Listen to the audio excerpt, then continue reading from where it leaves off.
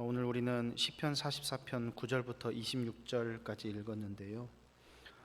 지난주에 저와 함께 1절부터 8절까지를 함께 말씀을 나누었고, 그 이후 이제 9절부터 26절까지 말씀을 함께 나누겠습니다. 지난 1절부터 8절까지의 내용을 아주 간략하게 우리가 다시 한번 되돌아보면, 어렵고 힘든 현재의 상황 가운데서도 오직 믿음으로 하나님을 높이고 자랑하고 또 찬양하겠습니다 라고 이렇게 고백했던 내용입니다. 그런데 1절부터 8절까지의 내용이 나온 이후에 9절부터는 아주 이 고백의 내용이 완전히 바뀌게 됩니다.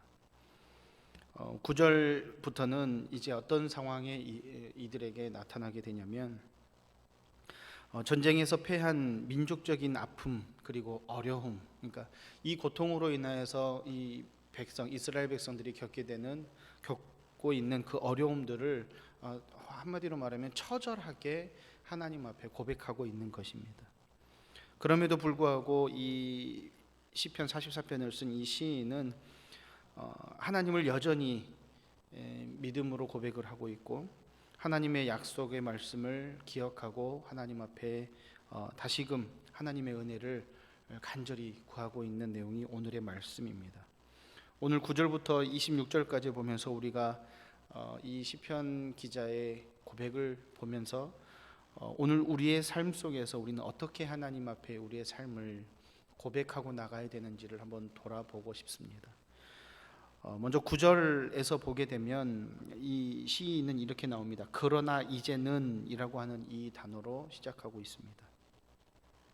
그러나 이제는 이라고 말하는 이 단어는 이 앞에 있는 내용과 전혀 반대의 상황입니다 라고 말할 수 있는 것이죠. 이전에 하나님이 이스라엘 백성들을 구원해 주셨고, 하나님께서 이스라엘 백성들의 기도를 들으셔서 응답해 주시는 모습, 그 가운데 승리를 맛볼 수 있게 해주셨던 하나님이셨다면, 이제는 그렇지 않습니다.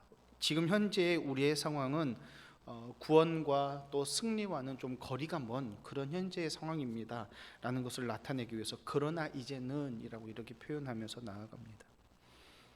한마디로 말하면 9절 보면 우리가 이렇게 나와 있죠. 9절 초반에 보면 그러나 이제는 주께서 우리를 버려라고 했습니다. 하나님께서 우리가 하나님에게 버림받은 것과 같습니다 라고 말을 하고 있습니다.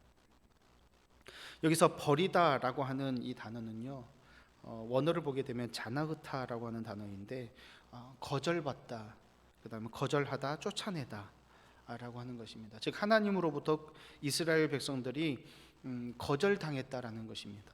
하나님으로부터 이들이 쫓겨났다, 하나님 앞에서 쫓겨났다 라는 것입니다. 왜 이스라엘 백성들이 하나님 앞에서 거절되었고 쫓겨나게 되었을까? 결국에는 하나님 앞에서 쫓겨나게 되고 하나님 앞에서 거절될 수 있는 이유는 단 하나겠죠. 하나님 앞에 불순종한 삶이었습니다. 이들이 하나님 앞에 버림받고 쫓겨날 수밖에 없는 궁극적인 그 원인은 하나님 앞에 불순종하고 이들이 우상을 섬겼던 그러한 전력들 때문이라 말할 수 있습니다. 이처럼 우리는 하나님 앞에서 하나님 앞에 순종하지 않은 삶, 그리고 하나님보다 더 무엇인가를 더 귀하게 여기는 삶을 살아가게 되면 우리도 이와 같은 일이 우리들에게 발생할 수 있다는 사실을 기억해야 합니다. 그러면서 이제 10절 이후로 보게 되면 하나님으로부터 이 자나흐타, 거절당하게 되고 쫓겨나게 된 그러한 상황들이 이스라엘 백성들에게 어떻게 나타나는지 10절부터 이렇게 쭉 나타나고 있습니다. 10절부터 보게 되면 어떤 모습으로 나타나냐면, 돌아서게 하시다, 그리고 탈취하다, 잡아먹힐 양들처럼 그들에게 넘겨주셨다, 또 하나님께서 흩으셨다, 헐값으로 우리를 파셨다, 우리 욕을 당하게 하셨다, 그리고 이웃에게 조롱과 조소를 당하게 하셨다, 또 사람들에게 이야기거리가 되게 하셨다 라고 이렇게 표현하고 있습니다. 10절을 보게 되면 주께서 우리를 대적들에게서 돌아서게 하시니 라고 이런 표현이 있습니다. 대적들에게서 우리로 하여금 우리와 대적하고 있는 상대들로 하여금 우리가 그들로부터 돌아서게 했다라고 하는 말은 그들과 전쟁 가운데, 그들과 대적하고 싸우는 가운데 그들을 피해서 도망가고 등을 보이게 하셨다라고 하는 것입니다. 한마디로 말하면 그들에게 승리하지 못하고 패배를 맛보게 하셨다라는 것입니다. 그로 인해서 그들이 이스라엘을 또 그들의 유익을 위해서 탈취하게 하셨고, 또 계속해서 11절 보게 되면 잡아먹힐 양처럼 그들에게 넘겨주셨고, 또 그와 같은 상황들을 통해서 이스라엘 백성들이 이제 온 나라로 여러 곳으로 흩어지게 하셨다는 겁니다. 이스라엘 백성들을 하나님 앞에 하나님께서 유리하는 백성으로 만드셨다는 겁니다. 그리고 헐값으로 파셨다라고 하는 것은 이들을 심지어는 노예로 그들을 팔려가게끔 하셨다. 욕을 당하게 하셨고 조소와 조롱을 당하게 하고 이야기거리가 되게 하셨다. 이 모든 것들이 다 하나님께서 이스라엘 백성들을 거절하시고 이스라엘 백성들을 하나님 앞에서 쫓아내신, 하나님으로부터 거리를 두시게 된 결과가 이와 같습니다. 이전에는 하나님께서 어떤 전쟁에서든지 하나님 앞에 구하고 하나님 앞에 고백하고 하나님을 붙들게 되면 하나님께서 구원해 주셨지만, 지금 현재 이제 우리는 전쟁에서 패하여서 이와 같은 수치를 당하는 신세가 되었습니다 라고 시편 기자가 말하는 것입니다. 그런데 더욱더 시편 기자가 마음 아프게 고백하고 있는 것은 이와 같은 일들이 이스라엘 백성들이 하나님 적들로부터 돌아서게, 패배해서 도망가게 하고 그들이 탈취하게 하고 잡아먹힐 양처럼 이스라엘 백성들을 넘김당하게 하고 흩어버리게 하고 또 헐값으로 팔게 하고 그다음에 욕을 당하게 하고 조소와 조롱거리가 되고, 이와 같은 일들에 된 주체가 누구냐? 10절부터 16절까지 또 19절에 보게 되면 뭐라고 나오냐면 주께서라고 말하고 있습니다. 오늘 우리가 읽은 본문 가운데에서 주께서라고 하는 이 단어의 밑줄을 쳐보면 총 7번 나오게 됩니다. 한 번도 아니고 두 번도 아니고 무려 7번이나 나오게 됩니다. 하나님께서 우리의 백성을 이와 같이 채찍질하셨습니다, 징계하셨습니다 라고 하는 것이죠. 우리가 이와 같은 사실에서 볼 수 있는 것은 무엇이냐? 하나님 앞에 우리가 기도하고 하나님 앞에 구하게 되면 구원도 하나님께서 우리에게 주시는 것이지만, 하나님 앞에 불순종하고 하나님 앞에 올바른 삶을 살지 못하는 백성들, 하나님으로부터 자나으타, 즉 거절당하게 되고 쫓겨나는 신세에 있는 사람들의 그 상황은 하나님으로부터 하여금 하나님으로부터 심판의 자리에 설 수 있을, 심판을 당할 수밖에 없다는 것입니다. 그 주체가 하나님이시다는 겁니다. 즉 우리는 온 인류, 온 세계 만물 가운데 모든 삶의 주관자는 하나님이심을 우리는 여기서 깨달아야 합니다. 우리가 힘들고 어려울 때 구하면 구하시는 분은 하나님, 그리고 내가 잘 되고 내가 잘 되고 또 내가 편하고 이럴 때에는 잠시 하나님께서는 뒤로 가 계시고 내 맘대로 생활하는 것이 아니라 구원이나 심판이나 모든 역사 가운데 주관자는 하나님이심을 우리는 알아야 합니다. 오늘 시편 기자는 이제 이렇게 이야기하면서 16절과 17절부터 보게 되면 또 이제 뭐라고 나오냐면 자신들의 상황이 너무나 급박하고 너무나 힘들고 괴로운 상황으로 넘어가다 보니까 이제 17절부터 이렇게 하나님 앞에 항변하죠. 하나님께서 우리에게 이와 같이 행하셨지만 우리는 하나님 앞에서 이렇게 행했습니다. 17절을 보시기 바랍니다. 이 모든 일이 우리에게 임하였으나 우리가 주를 잊지 아니하며 주의 언약을 어기지 아니하였나이다. 우리가 적들에게서 패배하고 우리가 이렇게 힘들고 어려운 상황 속에 내몰아치게 된 것도 다 하나님께서 우리에게 이와 같이 행하신 것 같지만 우리는 하나님을 떠나지 않았습니다. 마치 잘못 우리가 이해하게 되면 하나님께서 이스라엘 백성들을 그냥 힘들게 했고 우리는 잘못한 것이 없지만 하나님께서 우리를 힘들게 하셨습니다라고 이해할 수가 있습니다. 그러나 이것은 그것이 아니라 하나님, 우리에게 어려움이 당하고 우리에게 힘든 이러한 상황 가운데 있지만 우리 그럼에도 불구하고 우리는 하나님 앞에 하나님을 더 원망하고 하나님 앞에 하나님을 떠나는 삶을 사는 것이 아니라 그럼에도 불구하고 우리는 하나님 앞에 서기 위해서 노력하고 있습니다. 이런 이야기입니다.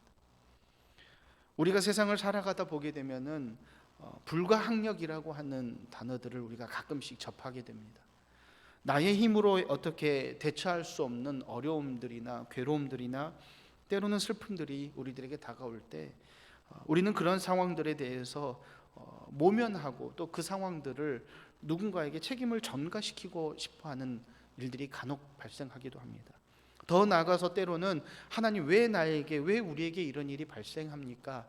라고 이렇게 이야기도 합니다. 그러면서 하나님을 자신도 모르게 하나님을 내 스스로 거리를 두고 하나님에게서 내가 떠나는 삶을 선택하는 그런 모습들을 우리가 간혹 보게 됩니다.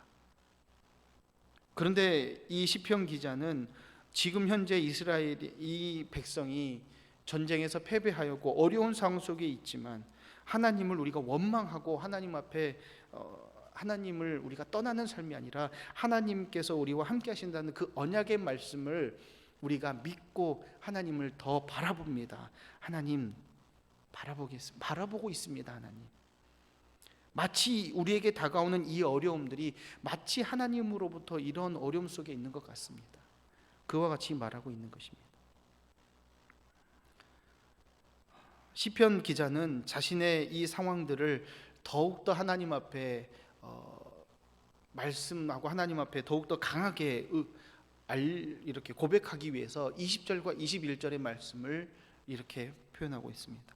우리가 하나님의 이름을 잊어버렸거나 우리 손을 이방신에게 향하여 폈다면 하나님이 이를 알아내지 아니하셨으리이까 무릇 주는 마음의 비밀을 아시나이다. 만약에 우리가 이렇게 했더라면 가정한 것이죠.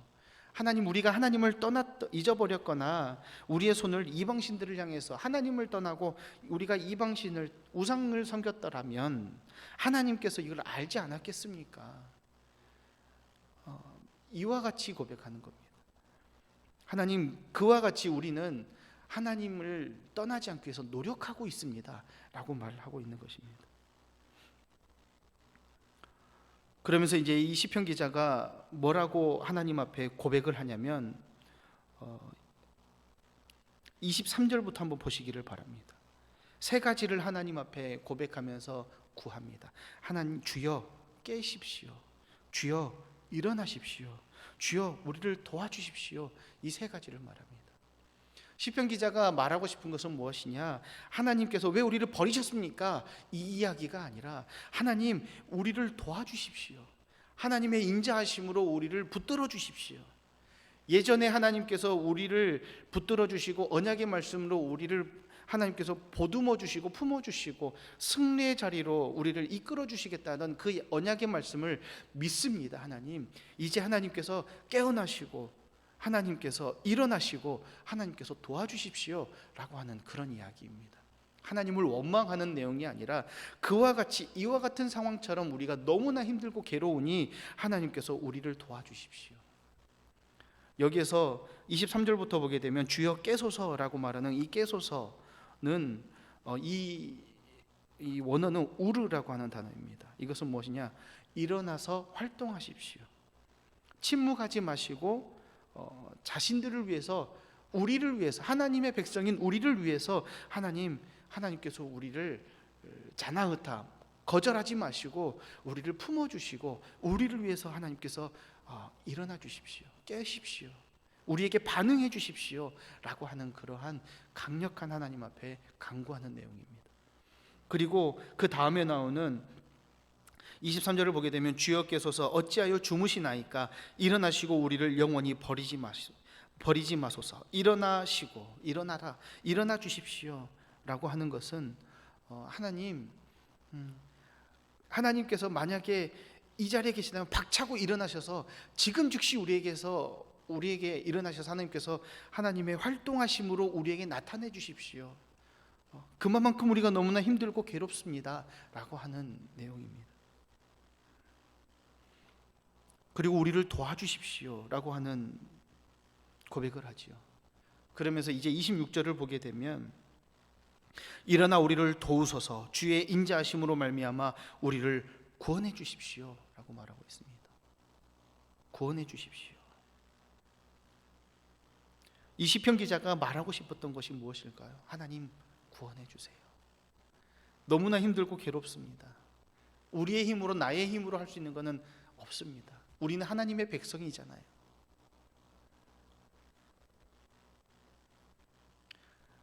이 현재의 상황을 보게 되자면 이 하나님의 백성으로 불렸던 이스라엘 백성들이 전쟁에서 패하고 또 갖은 유린을 다 당하고 있고 조롱을 당하고 있고 사람들에게 있어서 비웃음거리가 되고 있는 이런 상황 속에서 하나님을 떠나고 하나님을 원망하고 그럴 수 있는 상황에서도 하나님을 떠나지 않겠습니다. 우리는 하나님의 백성이지 않습니까? 하나님 우리를 도와주십시오. 그것은 하나님의 인자하심으로만 가능합니다.